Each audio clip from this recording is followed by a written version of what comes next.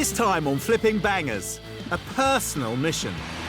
I've got a bit of a confession to make. I have an itch that I think I'm going to have to scratch. And a journey across the channel. It always seems like an adventure when you're getting on a ferry. A series of misunderstandings. What I know about these cars, they are utterly horrible to fix. And a battle to the end.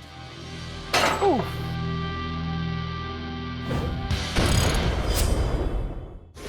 I'm Gus Gregory. And I'm Will Trickett. Together, we're risking everything to follow a dream. It's something I've wanted to do for a long, long time. We've packed in our day jobs. And invested our own hard-earned cash. As we try to make a living in the cutthroat world of second-hand cars. It's all in the chase. You've got to buy well, you've got to sell well.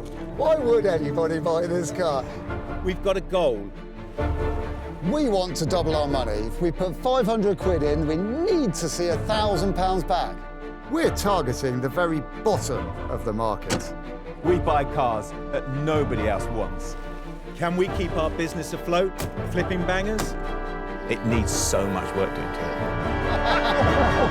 it. 1 year ago, we turned our backs on our regular jobs, rented this garage and attempted to carve out a new living by buying and selling cheap cars, and made enough money flipping bangers just to return. People dream of giving everything up, but we're doing it for real. And it's scary. We've emptied our pockets again, and this time we have enough to spend £500 to £1,000 on each car. If we want to cover our costs and pay ourselves wages, it's essential we double our return on every pound we put in. And we can only afford 5 workshop days per car. We've swapped a salary and a wage, possibly for nothing. The workshop is bare, and to put food on our table, we must fill it with something cheap, cheerful, and not too rusty. I've got a bit of a confession to make. I have an itch that I think I'm going to have to scratch. I've got loads of itches. I was thinking about seeing the doctor about mine, to be honest. Mine's more automotive orientated. I have a car that I would very much like to do. That sounds worrying. It's not a Rolls Royce, is it? Because I know we can't afford one of those, can we? No. No Luxo barges, no Rollses, no Bentleys. I do know you better than that, which is what's really, really worrying me, because today you are sporting a fine beret. I think a homage to that most gracious of car manufacturers should be the next thing we get in. Please, just put me out of my misery and just tell me what is it? Have you heard of the Citroën XM? No. No. And the good news is, we don't have to hunt for a car, because I already know of one. Bonjour, Monsieur Deux. Oui, ça va? Oui, oui. Cherchez pour la XM. There's a tiny snag. It's in France, meaning a journey across the channel. It's exciting, isn't it? It always seems like an adventure when you're getting on a ferry, doesn't it? It does. I am chuffed to bits. And chuffed we should be, because there is such a thing as a cheap return ticket, and that's exactly what makes the whole enterprise so much fun. The weather is chilly and Will's mood is borderline, but I know when he sees the XM, this will change. What's up, Will? Has the cat got your tongue? Are you actually not talking to me? No, I'm all right. I'm all right. But the thing is, we're going all the way to France. Surely they've got Citroën XMs in the UK. You know, we could be going somewhere else. Could be in Coventry or Wales or Bath or somewhere like that. OK, here's the hard sell about this car. It's a very, very good car, potentially the best XM that there is in existence at the moment. OK, well, I hope it's worth the effort. This is a hell of an expense going to France and a lot of petrol. The crossing's bumpy, but I feel positive as we see the French coast approaching. My dreams of picking up one of the most underrated luxury cars in the world takes a step closer. Yeah, look, the moment we're in France, the sun comes out. But it doesn't feel sunny for long. Oh, we're red hot. Right, we've got a problem. It's absolutely cooking hot. OK, where are we going to get off? Whereas, Can we go off on the hard shoulder over there, do you think? I think we're going to have to pull up there on that. How bit. hot is it? It's like touching the top. There's steam coming out from under the bonnet. Oh, yeah, lots of steam. Oh, God. Once again, it's Will's fault. Where is it coming out of? Can you see? Top hose. Oh, yeah, that's what it is. That's right, we can shorten it Yeah. and screw it back on. We can fix that. How long have we been in France? 10 minutes. Will clearly doesn't think regular maintenance of his car is important to our business. But at least the issue is a simple one that requires the use of a saw and our emergency drinking water supply to solve it. Right, it should hold, shouldn't it? Yeah, of course it will. It'll be fine. We're soon back on and ready for the big moment. So try and bridle your enthusiasm. I don't think there's many British registered XMs sitting on a hillside in Brittany. This might be it. And look, it looks great, doesn't it? Unfortunately, I think you're right, this is the one, but no, it doesn't. It looks like any old BX or XM. It's down on its suspension. That spells trouble. I know, but you're picking up on the little tiny bits. You've got to take the whole package in. Well, I don't know. It's a bit crossy down here. The lights are a bit funny. Hello. Ah, René, comment Hey. allez-vous? Comment ça va? Welcome. Welcome. Je m'appelle Gus. Je m'appelle René. René. René. Bonjour, Rennie. Je m'appelle Will. Good day Bonjour, to you. monsieur. Bienvenue. Bonjour. Le Bienvenue. Citroën est très, très bien. Oh, Très merci. bien. René, l'histoire de l'auto? Lotto, I buy this last year with my friend, John Drew. John with me, same club. Oh, like a Old Ci- a club, Citroën. Citroën. I have another inside here. Another Citroën? I show you. Will's Oui. a massive Citroën fan, so we should look, Oh, yes. shouldn't we? Okay, That would be lovely. Let's open the door. In France, you don't jump into a deal. Your host will dictate the proceedings. We've got to go gently. I show you. Oh, This- René! This is my... An SM, Yeah. the finest combination of Yeah. Maserati and Citroën. Absolutely gorgeous. I must say, chaps, now you have my attention. So Will likes the SM. Will he get the XM? I don't really get it, to be honest. I'm not that enamoured with this car. Maybe if we drive it, huh? Maybe. Yeah. René, s'il vous plaît, assez le XM? Yes, but my battery is flat. Ah, okay. Well, I'll bring for you a pack. While Rene disappears, I go on the charm offensive. I mean, how can you say that that's not special? To be honest, at first glance, that is a pretty good-looking interior. And I do like these seats. They look relatively space age, I suppose. And have you seen this really scabby paint up here? I know, but look how isolated it is.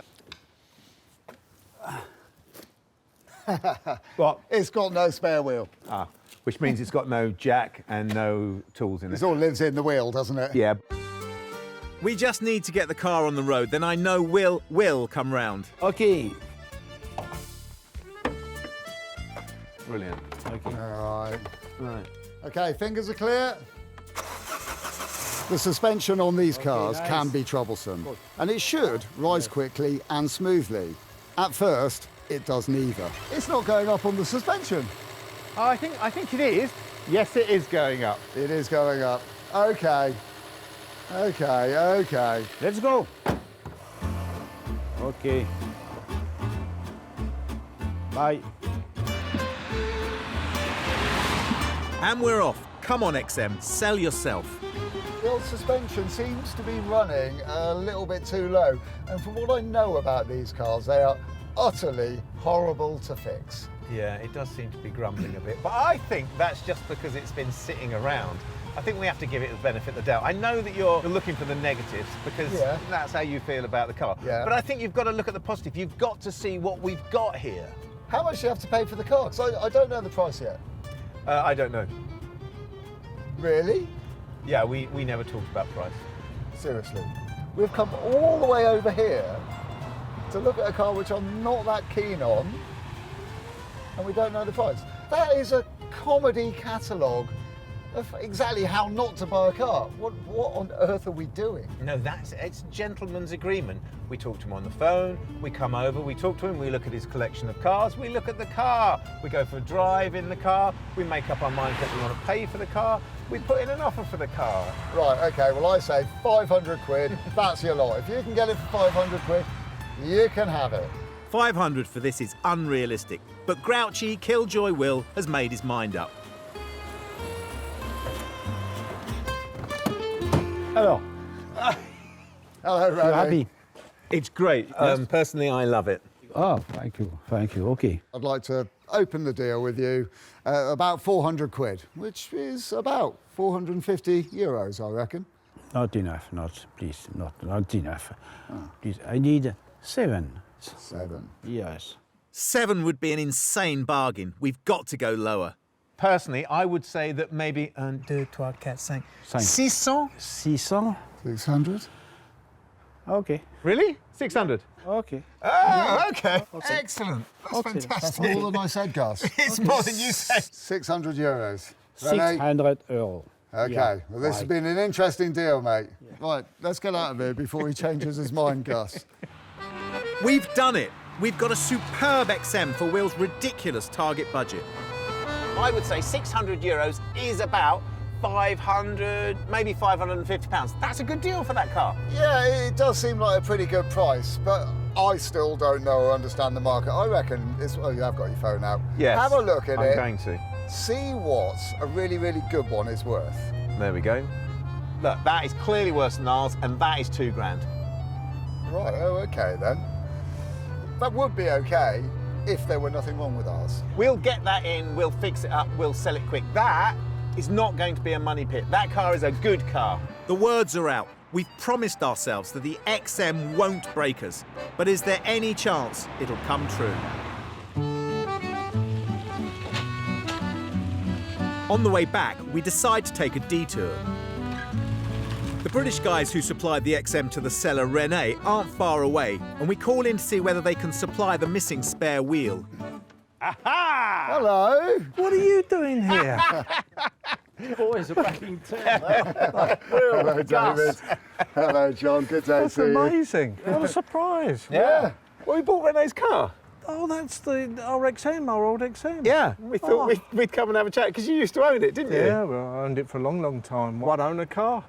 We were wondering if you had any light to shine on its history, or if you've got any bits for it. We had loads and loads of XM stuff, and I think there's still quite a bit laying around. And, Is there here? Yeah. Is there? Yes. We split up. John takes Will to hunt for anything XM related in the brothers' vast collection of spares. Lead on, John. Follow me, Will, and see what we can find. But the trouble is, as you Well, I can think see- I've already found what I like. Can I have that? Well, the Ford T. That's gorgeous. Wow. We got some bits and pieces here. Yeah. Well, we got these. These are spheres. Oh, XM. spheres are part of the hydro-pneumatic suspension and are hard to find. And what are these, fronts or rears? They're fronts. I know there's some mats round here.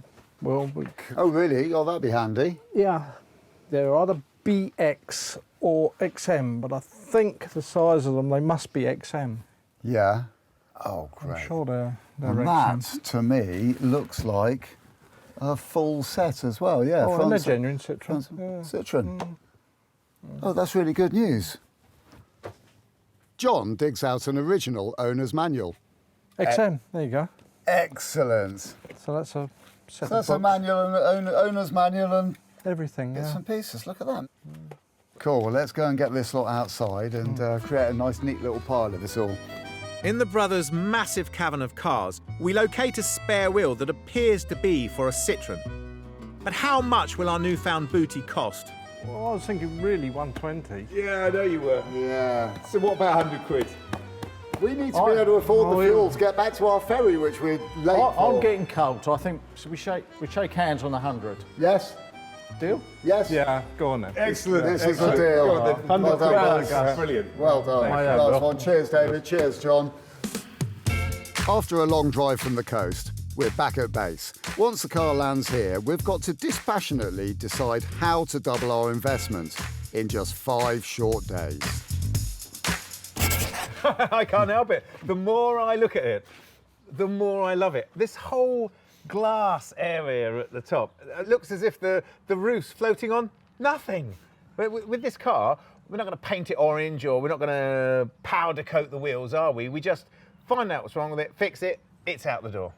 That's great. What I'd really like is for, at some point in the future, I'd like you to say thank you for that car. Yeah, I think I'd like to be able to do the same, possibly in about 5 days' time when we sell it. That would be good, wouldn't it? Yeah, yeah. So we do our thing. I take some pics for an internet auction ad. This will help us sell the XM as soon as it's finished. And then she's into the workshop. For what? We don't know. Once we get a good look underneath, we'll have a clearer idea.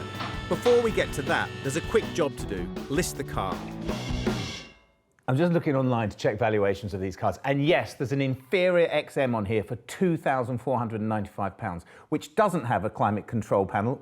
Ours does, so that's got to add an extra £350. The one online doesn't have a rev counter, which ours has, so that's got to be an extra £150. This feels like a very, very valuable car to us, relatively. But I'm going to play it safe. I'm going to say one owner, pristine XM, I don't know, £2,995. And again, not being greedy, reserve price, £1,995. £1 to get things rolling. This is going to be good. This bit always fills me with dread. Apart from the accumulation of bread and cheese, we did drag halfway across the continent to get this car, didn't we?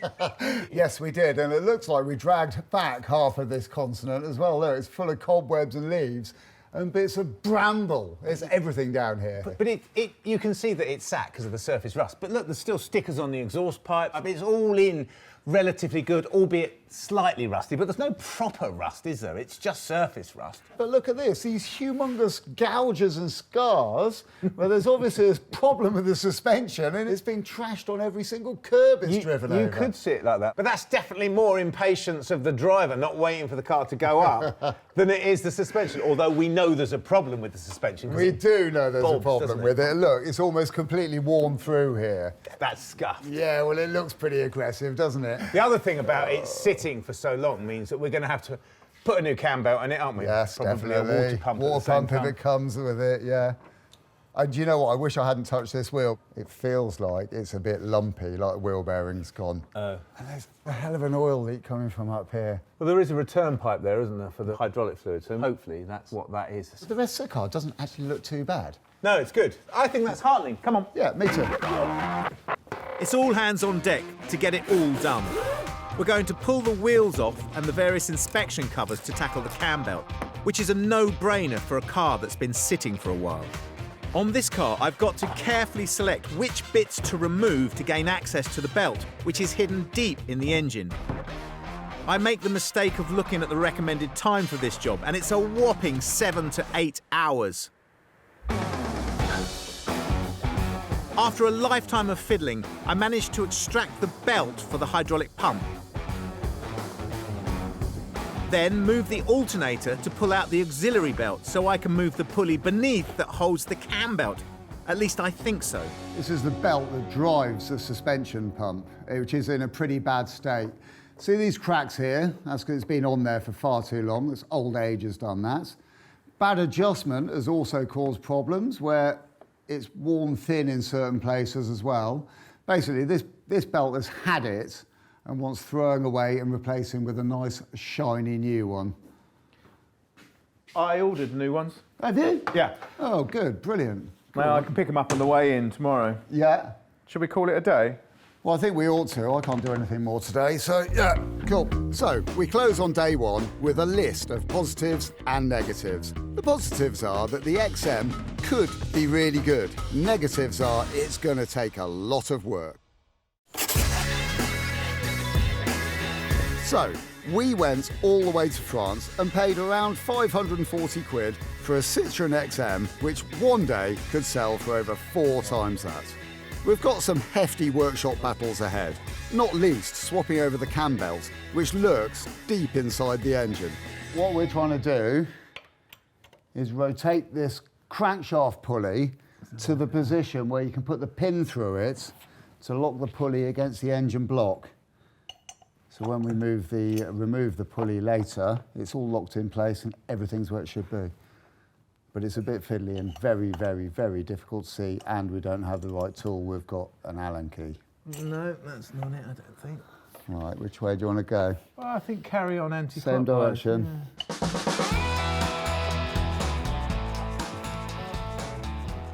Improvisation is our speciality.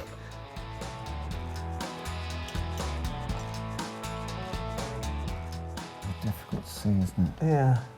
That's looking pretty good. Gotta be it, hasn't it? That should be all right. Yeah, and this one. That's... Oh, I found this to fit it exactly. Oh, cool. Brilliant. If you've got something in that hole that's not a proper fit, you've got enough slop either way to be a tooth out on the cam belt, which would kill the engine. Yeah. And that's the end, isn't it? It's quite a big risk. Yeah, it is a big risk. These come in such small increments, don't they? You'll find something to fit, won't you? Yeah. Yeah, well, yes. And you have, which is blooming great as well. Yeah. So if I were to crack off that bottom nut now... OK. Then you can keep an eye on that lot. I think we'll have to add a caveat. Don't do this at home, because doing it wrong means the cam might be out of time, landing you in big problems. But we are under pressure of budget and time, so we'll crack on with this dangerous plan.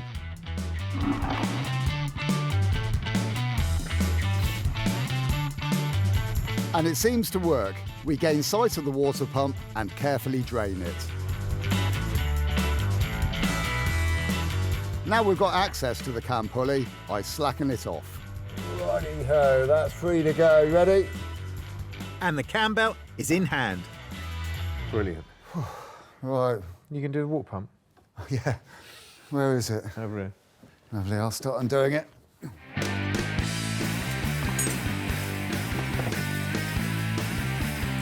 The water pump is another item you should consider changing on a car that has been standing for a while. Right, that's all right. That's in good nick, which is really, really good. But it is good practice to change the water pump if it's driven by the cam belt every time you change the cam belt, because if the water pump bearings go, it will take out the cam belt, which will trash your engine, and we don't want that to happen. So it costs a couple of quid, but it is worth it in the long run, isn't it? When you swap the pump over, both surfaces must be clean and new gaskets will probably come with the kit. A main dealer will ask at least 500 quid for this job, so it feels good to achieve it for only the price of the water pump and a cam belt, which is 40 quid.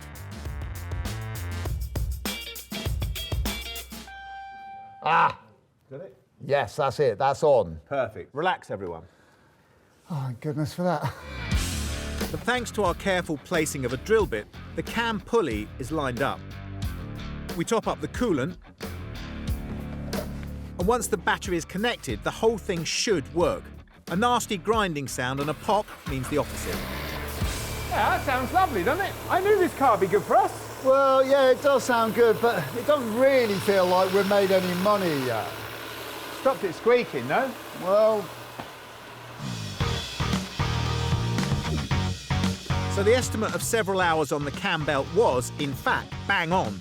We end our second day a little weary, but at least one job has been ticked off our list.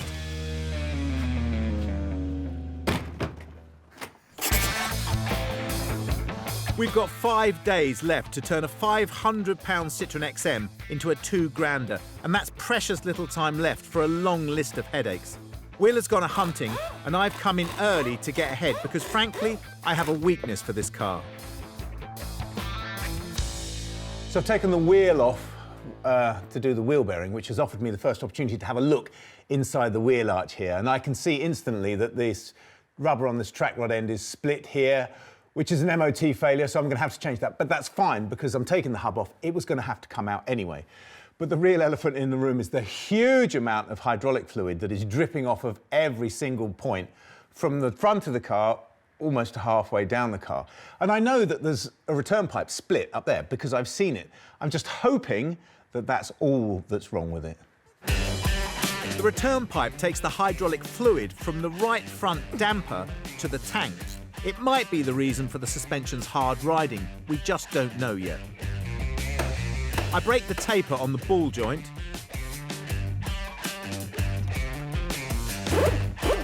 Undo the suspension arms. Take the weight with a jack.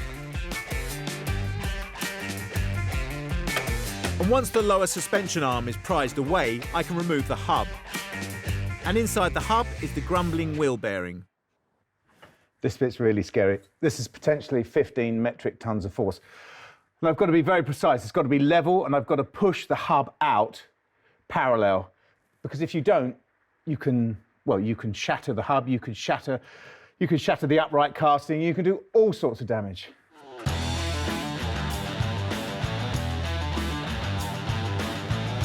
So very, very carefully, I increase the force. Oh, fuck. That's why you have to be so careful. I mean, although actually it has moved it fractionally, but I had it resting on this lip here to keep it parallel. So when I pushed down on it, it came out. So I'll just line it back up. I've been battling with the hub, so learning from my mistakes, I take the pressure again, and the bearing pops out without a whimper. And now I have to get the back section of the bearing out. Another success. So all the time, taking this hub apart, pulling it apart, all the litres of hydraulic fluid, and I'm absolutely covered in hydraulic fluid. Absolutely covered. I've never known anything like it. Just to get at this bearing here, this grumbling wheel bearing.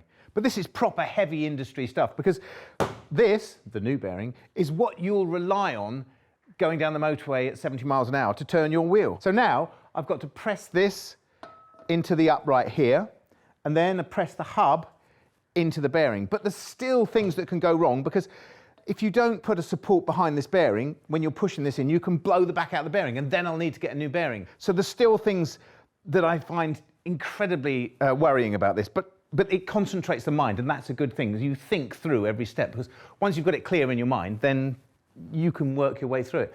Our next job is looking at the dodgy hydro-pneumatic suspension. The usual reason for issues in this area is loss of pressure in the quirky Citroën spheres. We got two in France, and I've brought them to a specialist for a check-over.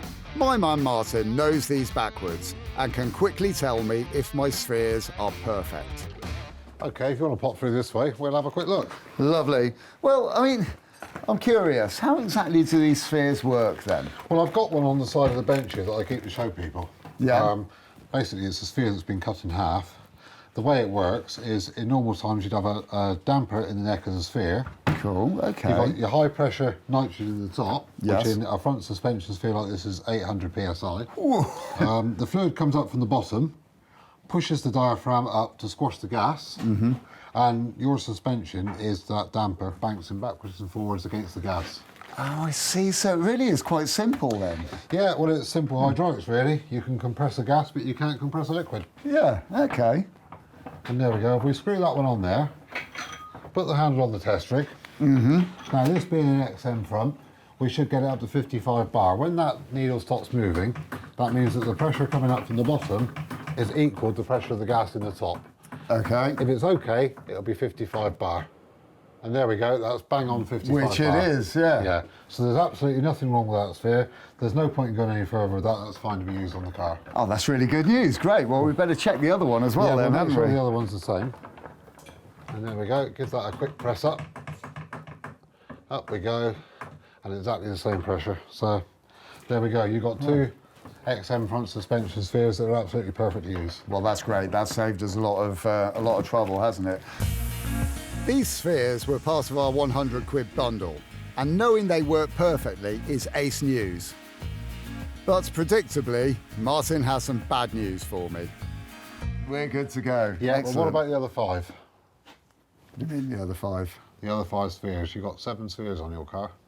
Oh, 3 fronts, 3 rears, and a main accumulator. we're going to have those tested. Can we send those to you? Yeah, we do them by post all the time. Oh, thank goodness for that. Oh, dear. The only unsettling thing is we've got 2 spheres and we might need several more. That's 2 steps forwards and 5 steps back by my maths. Back at the workshop, I'm carefully refitting the new bearing, which needs to be carefully driven back into the hub with uniform pressure. It's retained with a circlip and then added to the rest of the assembly. It goes together with less drama than when it came out.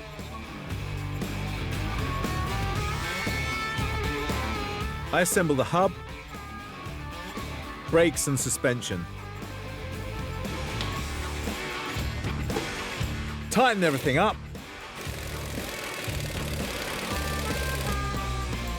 Put the discs back on and we're nearly there. Right, so that's it, finished. I'm not going to put the wheel back on because we've still got this broken hose to sort out on the suspension tomorrow. But I was just looking at this and it strikes me that after a whole day, it looks as if I've done nothing in here. It looks exactly the same. Is that slightly depressing? So that's day 3. 2 meaty jobs down, but the big daddy awaits. It's day 4 on our Citroën XM. The clock is ticking because at the end of day 5, we close the doors on the work we can do. Our challenge of today, which is going to really test us, is to work out what the issues are with the suspension and whether we can fix it with the limited spares we have. Well, it's fair to say that was a bit embarrassing because there's actually 7 of these things on that car. Yeah, I know. Oh, well, I didn't. These 2 front ones, all sorted, they check out on the pressure perfectly. Brilliant. They can go straight on, and he can do a real quick turnaround on the rear ones for us. Fantastic. Yeah, easy peasy. Should we get them on? Yeah, we ought to. The XM rides hard, rises jerkily, and there's an oil leak. It needs a proper look. So I put the wheels back on, open the door, then run the car up to raise the suspension. That'll help with access to the spheres. Of the 7, it's the 2 fronts and the backs that we need to check. We tackle the backs first as they wear slower. But can we get them off? So that makes perfect sense. They're rock hard now. Now the suspension's up. Let's give them a go with this bad boy. See what we can do. Oh, that's good. Yeah. Let's come.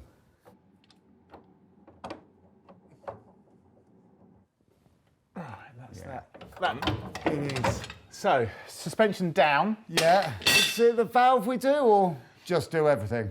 I think if we let the suspension down first, there'll be less to come out the valve, won't there? Yeah. Makes sense. At least then we can't get it wrong, can we? Yeah. All right, okay.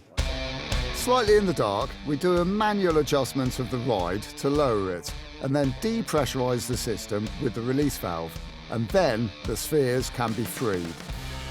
We remove the rear ones, which we will courier to Martin and have them checked and repressurised if needed.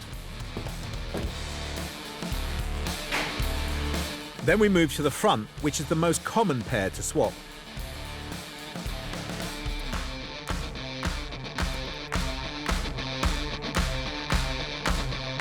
So they're off, but where does it leave us? It's funny, other than the fact that the suspension's not working, there's no way that you'd tell that they weren't perfect. No, not at all. I mean, visually, they look just the job, don't they? The funny thing is most UK mechanics have been really, really frightened of these things, which is amazing because this little unit here is so simple and it does so much. I mean, that's the entire spring and the shock absorber all in that tiny, weeny little unit. Yeah, it's clever. And it's not really taken us a great deal of time to take them off and change them. No. I mean, if it's the spheres that have gone with your car, it doesn't take any time at all, does it? It's not that kills the cars. It's the high-pressure pipe work, isn't it? Which is, I mean, there's meters and meters and meters of it buried under there, isn't there? Yeah, there is. And it rots. Yeah, and you don't really want to be touching that. It can be the death of a good car. So we replace the front spheres, gambling that these are the defective units.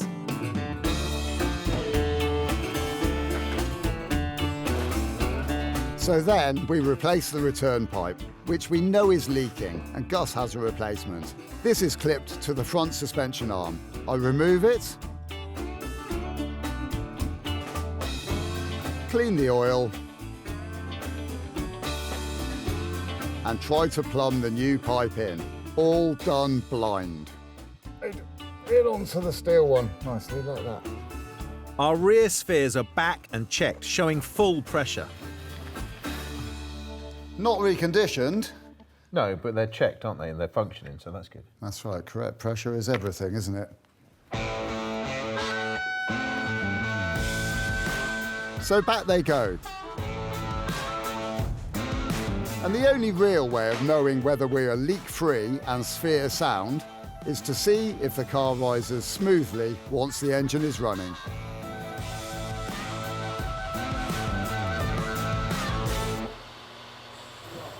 Oh yeah. Is it going up?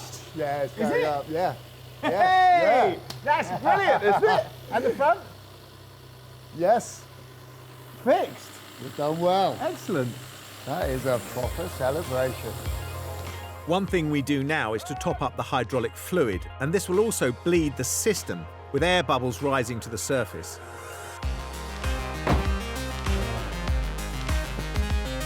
I think that's an amazing achievement. We've fixed the ride, which is so often feared by non-Citroën drivers. If that doesn't deserve an Indian takeaway and 2 bottles of ale, then what does? It's day 5 of our Citroën XM project, or D-Day as we like to call it, as everything has to be right. The whole car owes us only £700 or so, and all the mechanical demons have been banished. After declaring his dislike for it, Will loves the car, and he's bound to love it even more once this curious area of distressed paint is sorted out. These are a very strange anomaly on this car. The rest of the car is in really, exterior-wise, is in fabulous condition. But there's 2 patches on this car. This one here, and the same on the other side, where the paint has come off. Body repairs don't get much simpler. I've got the paint code, so all I'm going to do is mask it up and paint it. I rub down the top coat with a gentle sandpaper before I prime.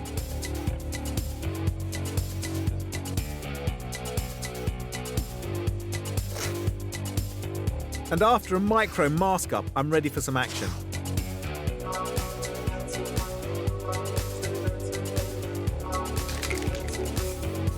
Here comes the top coat. Will doesn't get away with an early bath. A thorough check of the electrics has thrown up an unusual issue. Now, I'm not normally known for being that fussy about the interior of my car, but this one's not my car. This one's a car we're going to sell, so it's got to be perfect, and it's a pretty luxurious car. The seat isn't working, which is slightly annoying. You can hear the motor turning when you press the button, but nothing more. So I'm going to whip the seat out and see what I can do.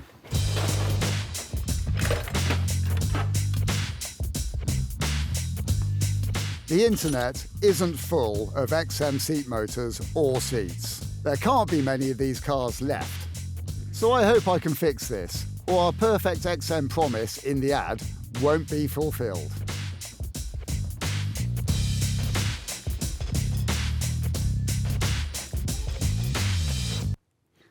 I love this part of the job. It's working out what's wrong with it and how to fix it. Now, it's really simple in this case. It's the plastic components that are broken. So I can glue this one back together, and that joins this part of the shaft to this part of the gearbox, which moves the seats. But at this end, I don't have the other bits to glue together. So I'm going to manufacture a little bracket to join them together. So, there is a plastic tube repair and a missing metal sleeve. Plastic one first. I clean up the surfaces with a degreaser and see if I can fuse them together. I've glued these 2 bits back together, which is great, but gluing is never going to give it its original strength back. In fact, it's going to be a long way short. So I need to bolster up the strength of this component now. And there is a relatively clever way of doing it. I can bind it in this thread, which is acrylic thread, round and round and round like that. And it's a bit like repairing a broken fishing rod, because if you think this thread is pretty strong, if it's wrapped around 60 or 70 times, then it's 60 or 70 times stronger. So once all that's done and covered in super glue, that will effect a really, really, really strong repair, and that should make this component usable again. Well, that's the theory. I bind and glue the plastic components and fashion a little L section for the next part of the plan.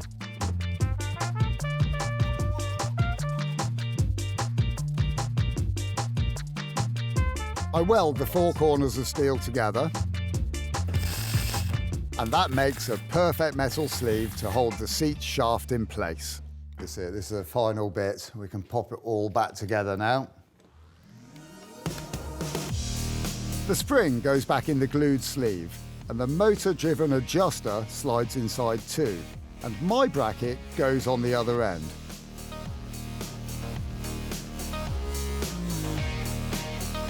And I give it a dab of weld to stop it falling off. And now the seat goes back in.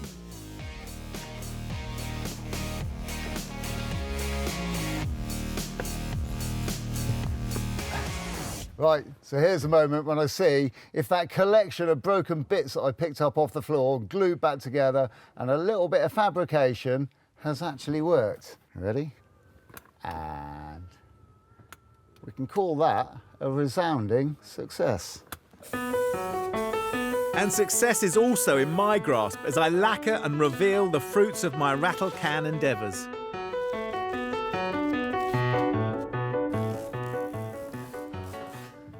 Is it working? Yep, forwards and backwards. Sweet. This is looking great. Looks all right, doesn't it? Yeah. And that's a Citroën XM nearly done. We put the spare wheel in and replace any last-minute trims. And that's it.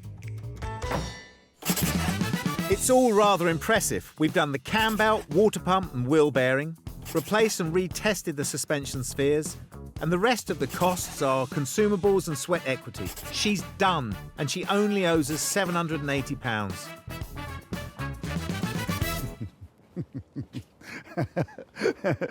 All of that work, and this car still looks exactly the same. How do you really feel after your XM pilgrimage then? Well, it was a quasi-religious experience for me, and there's an aura about these cars. People are afraid of them. They think it's a system that's overcomplicated. But when you work on one and you take it apart, you realise that it's very sound engineering. I wholeheartedly agree, and having worked on this car and learnt so much more about it, it's really changed my perception. This car has got so much more to give. Yeah, Should we take it for a spin? we should.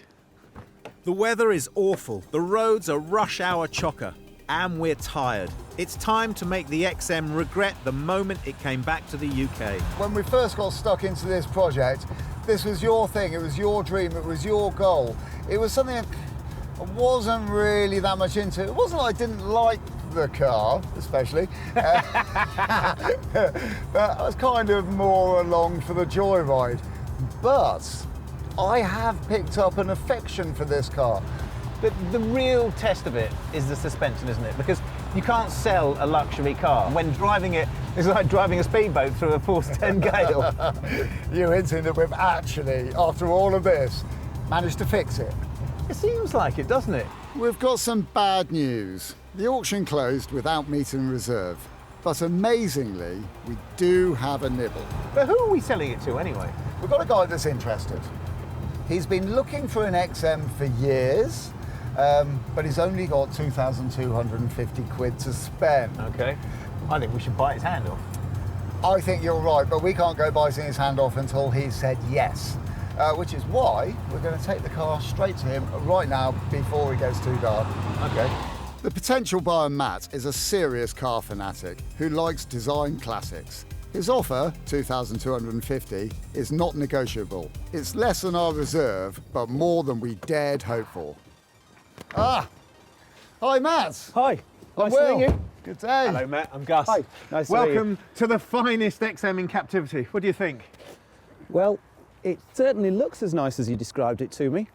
Well, that's good. That's important to us, isn't It is. Well, I can say we've just driven it over here. We've had a perfect drive. Everything is behaving exactly as it should do. Fabulous. The cam belts, well, has that been changed? It has been changed. We changed all the auxiliary belts as well, so that's all good. Fantastic. And what about the spheres?